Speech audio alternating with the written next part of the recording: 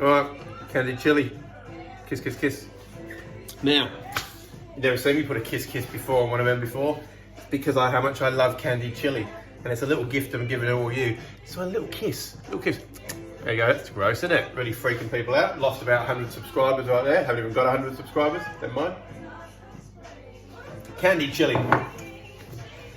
So, it is what it is. This goes on everything. So I'm going to start chopping chilies while I'm talking to you. Try and do two things at once. So, chopping chilies. These are just long red and long green chilies. You can use whatever chilies you want for this. You can down everything. I've obviously covered my entire bench with chili seeds as we speak. Now, don't cut these too thin. Sort of gone off a little bit off track. So I'm doing candied chili. So all candied chili is going to be chili, vinegar, and sugar. So we've got three things. Just cook it down. If you keep cooking and blitz it, you can turn it into like a sweet chili sauce if you like, and a bit more vinegar. This I like to leave it in like whole. So basically, when you cook it down, it's just going to be delicious. You can flake it on top of salads. It'll be brilliant. Anyway, so as you can see, what I'm doing here is chopping the top off them, top as you can, not wasting any. When you just cut them, don't cut them as thin as possible. Like we could all sit there and get, they'll just dissolve and be. So you want a little bit of a. So what are we talking here? That big? Where are we? That big? Yeah. So a bit of give. Obviously, the wider you do them now, the bigger the pieces are, and you'll probably get a bit more heat because each mouthful will inherently have a little bit more seeds in there. All right, so there we go. Just get that along. One more, then I'll go into slow-mo and do the rest. So all we're going to do with this is whack it inside a pot. Said pot. Some sugar and some vinegar. I'm going to go through some vinegars with you in a minute. And then we'll just cook that down, and you cook it down until it starts getting a bit jammy. It's about as simple as that, but take it off a bit before you think. Anyway, I'll go for all these chilies. I'll get back to you.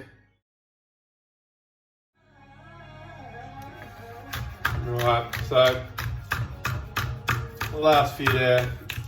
So you can use this. I mean, this seems like a lot, but this is legitimately just for Lauren and I at home. This will last you.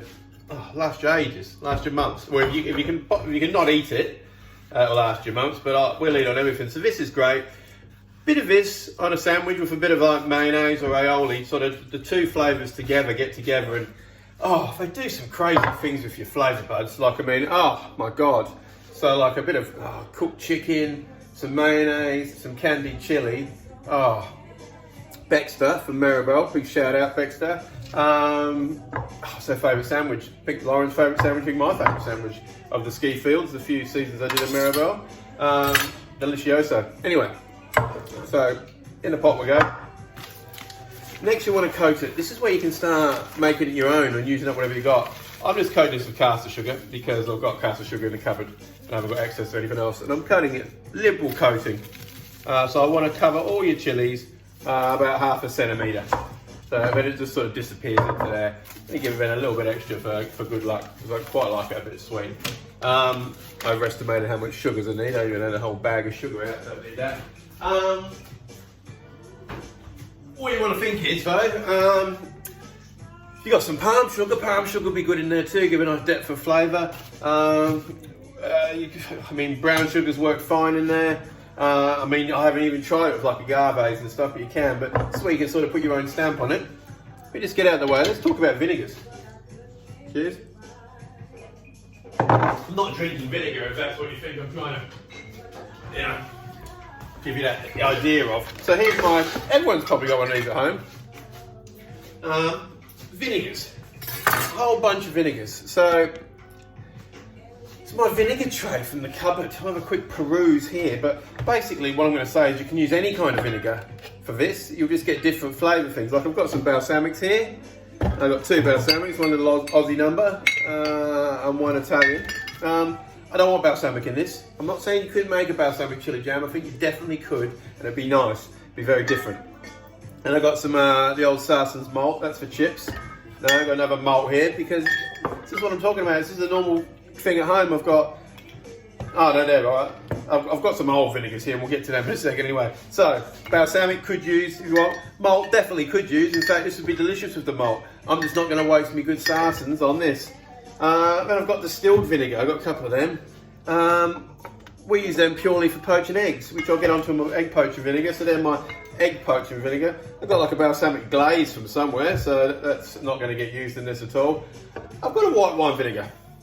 White wine vinegar could definitely be used in this. In fact, it'd be quite nice. In fact, that's what we're going to use. We're going to use Mr. White Wine Vinegar, because what else we've got here is, got a sushi vinegar, which is great. Once we bottle that, make up loads of sushi, a bit sweet that is. That would be good too, because all that is kind of sweetened vinegar. So what have we got in this? Surely it's just sugar and, rice vinegar, fructose, glucose. So yeah, a sweetened vinegar. That would be gigging. And I've also got this big bad boy. This is some proper white vinegar from, I think it's Italian, it's definitely Italian. I'm a bit dubious on it. I've got this one with lots of the floaties in, and they certainly weren't there to start with. I think the deal with floaties and vinegar, there's not too many you can use it, but don't hold me in that. Anyway, so look, a massive array of vinegars. I'm going to go with the white vinegar. If I need a bit of a top up, I'm going to use some of vinegar worms. Oh, vinegar worms. Alright, so it's as simple as this, peeps. Let's get a stove cam. You put sugar on liberally, and you want to dissipate all that sugar. So just making sure you in your bits and pieces to dissipate.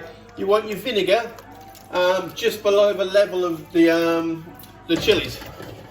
I'm gonna go. Yeah, that's good. No, that's good. That's exactly how it is. That worked out well, didn't it? Last old bag of sugar and some of this. Get the old burner getting into action.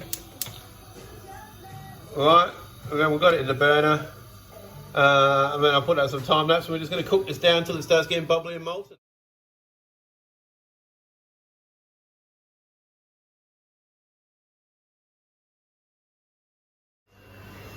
Okay, this is what we're talking about. See how the bubbles have become more ever present, they're everywhere, and they're consistent. And they're getting thicker, and you can tell that the viscosity of the actual liquid, without getting too technical, you can tell it's getting thicker. That's what we want, basically. All my blubbering away, we just want it thicker. There's always like a little bit of impurity sits in the middle, so don't worry about that. You can just see it's all becoming as one. These still aren't anywhere near candy because they're fresh the same day. They're delicious now. I mean, but they've still got that hint of fresh chili flavour, which is great. I mean, this is a great way of using up your chilies, by the way, if you've got them going off or something. Just use them up here, get all the heat out. So, I'm going to let that keep going just a little bit longer. You really want it to...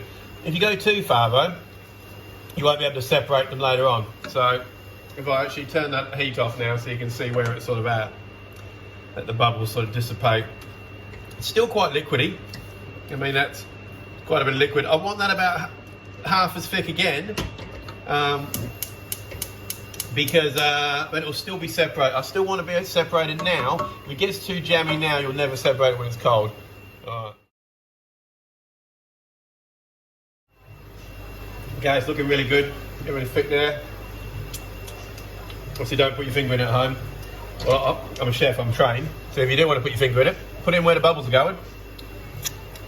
And they're the coldest spot, because the air's breaking and stuff. But don't do that, because it will burn you if you're not quick enough. So, turn the heat off. You can see it's all starting to thicken up a little bit. That look a bit jammy. As soon as you turn the burners off, you can see that's still quite loose. As far as I can pour that straight out the pot. So, over to bench world. Are we on bench world?